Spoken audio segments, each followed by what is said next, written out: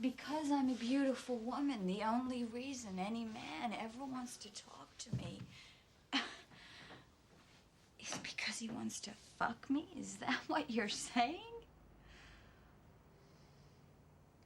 Well, I don't think it's quite that black and white, but I think we both know what men are like. So on that basis, I should conclude that you wanted to fuck those two models. There are exceptions. What makes you an exception? What makes me an exception is that I happen to be in love with you. And because we're married, and because I would never lie to you or hurt you.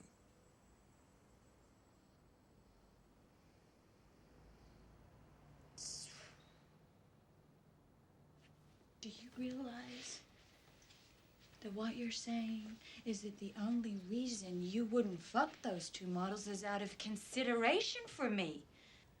Look, let's say, for example, you have some gorgeous woman standing. Now, when she is having her little titty squeezed, do you think she ever has any little fantasies about what handsome Dr. Bill's dicky might be like?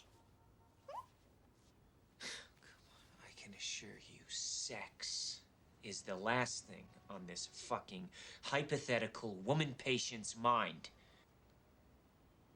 Women don't. They basically just don't think like that. Millions of years of evolution. Right? Right? Men have to stick it in every place they can, but for women it is just about security and commitment and whatever the fuck else. A little oversimplified, Alice, but yes, something like that. If you men only knew.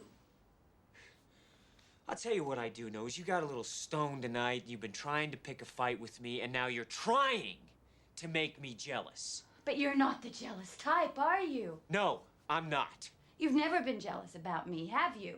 No, I haven't. And why haven't you ever been jealous about me? Well, I don't know, Alice. Maybe because you're my wife. Maybe because you're the mother of my child. And I know you would never be unfaithful to me.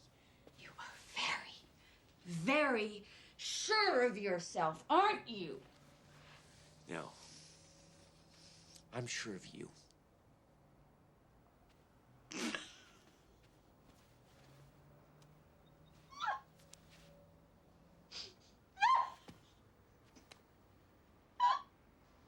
Do you think that's funny?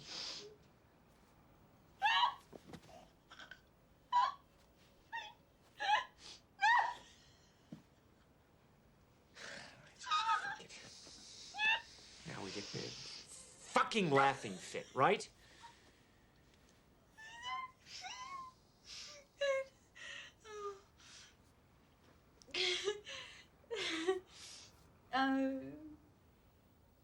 Do you remember last summer at Cape Cod? Yes. Do you remember one night in the dining room, there was this young naval officer, and he was sitting near our table with two other officers? No. The waiter brought him a message, which point he left. Nothing rings a bell? No.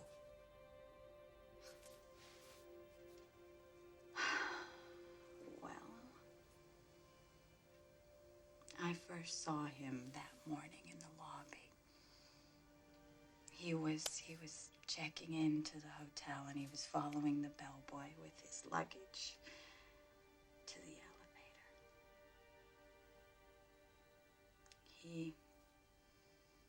He glanced at me as he walked past, just a glance. Nothing more.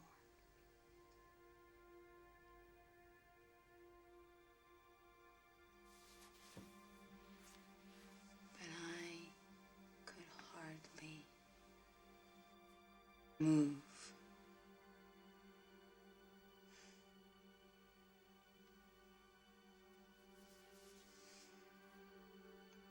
That afternoon, Helena went to the movies with her friend, and you and I made love. And we made plans about our future. And we talked about Helena. And yet, at no time was he ever out of my mind.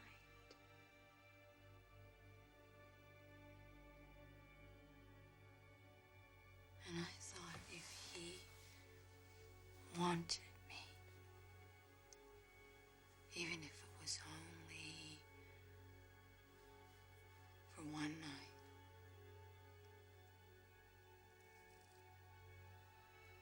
I was ready to give up everything.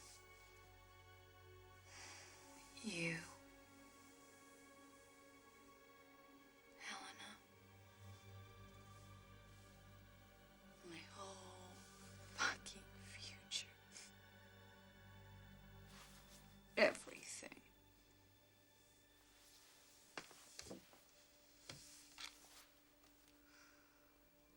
And yet it was weird because at the same time, you were dearer to me than ever. And at that moment, my love for you was both tender and sad.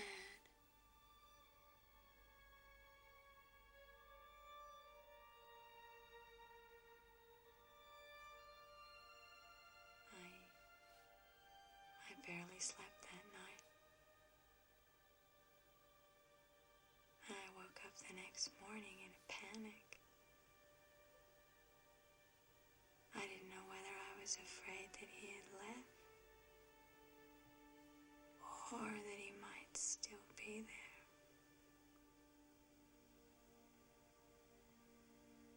But by dinner,